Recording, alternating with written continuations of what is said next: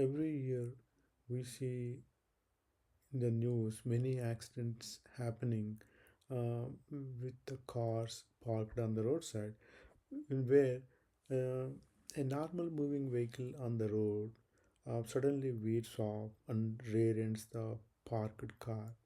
That looks very strange. Why these kind of accidents are happening?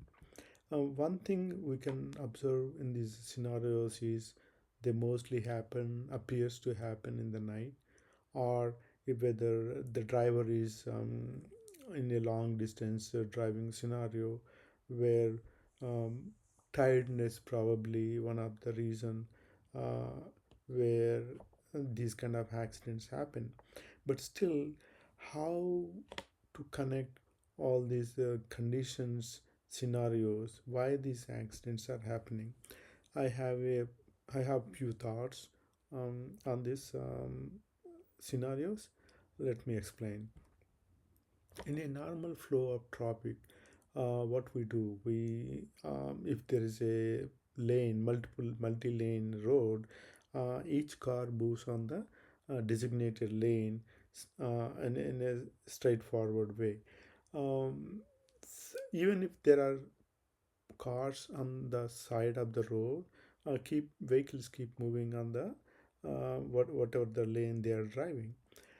Um, but in some particular scenarios, these vehicles suddenly, whatever the either leftmost lane or the rightmost lane vehicle, suddenly veers off onto the roadside and then rear ends the stopped vehicle. Why does the drivers exhibit this kind of strange behavior?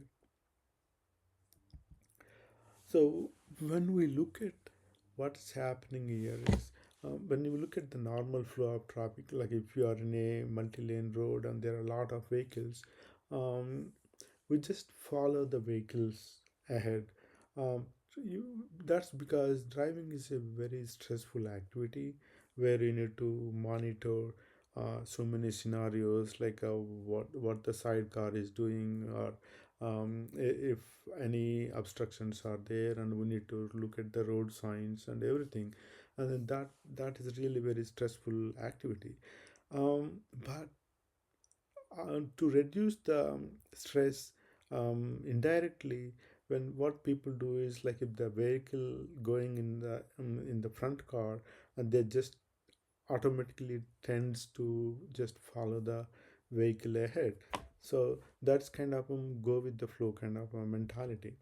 And and if there is only one car in the lane, um, so they keep on driving with care, like more cautiously they keep driving, because there is no other car to take a lead. So, and what happens after some time, if the driver sees a car ahead, let's suppose this particular lane, he is keep driving with very carefully, and then after some time there is another car comes up here, and then that time uh, this driver becomes a little bit relaxed, and then just follow the car ahead. So that's what happens. The cars that are trailing normally tends to be the drivers normally tends to be in a relaxed mode compared to the one that is ahead, because the first car needs to monitor all the conditions and the road signs and everything.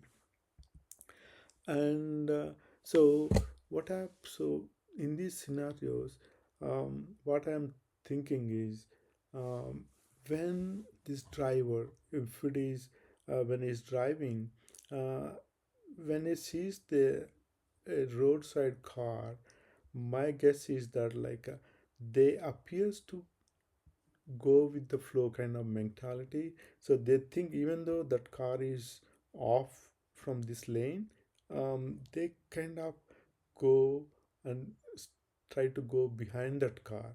And then when they realize that car is not moving, that's when the problem starts.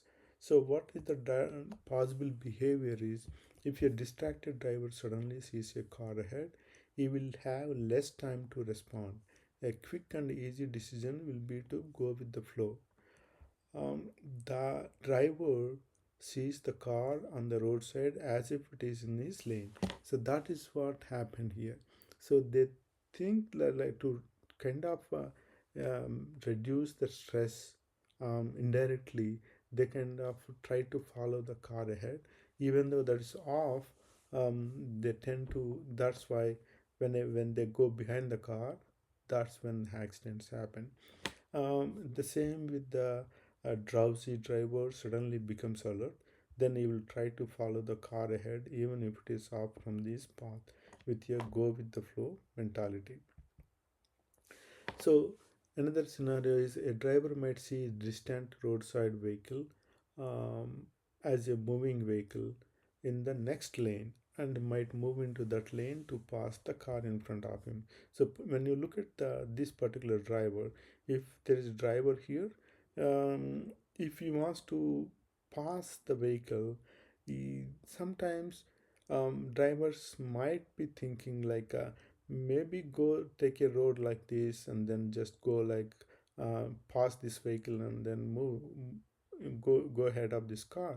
But that's why when they move this into this side, and then this car will come up to up to the, if this car not able to pass this car um, until this distance, maybe that's when this car might going to hit this car. So that is also another scenario. In most of the cases, maximum number of cases, my guess is that like it appears that the intention of the driver was to follow the stopped car, go with the flow mentality, as we saw in the previous scenarios. And another factor um, in the accidents on the road is roadside accidents are similar to the accidents that occur due to the slow moving vehicles in a lane. Drivers think they are going with the flow until they see the car ahead in a close distance.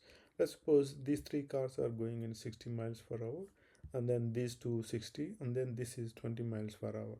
And then these three keep moving, and then when this car approaches this car, it, when if it is realizes in the close distance that like this car is moving slow, they don't have enough time to go to the different the other lanes.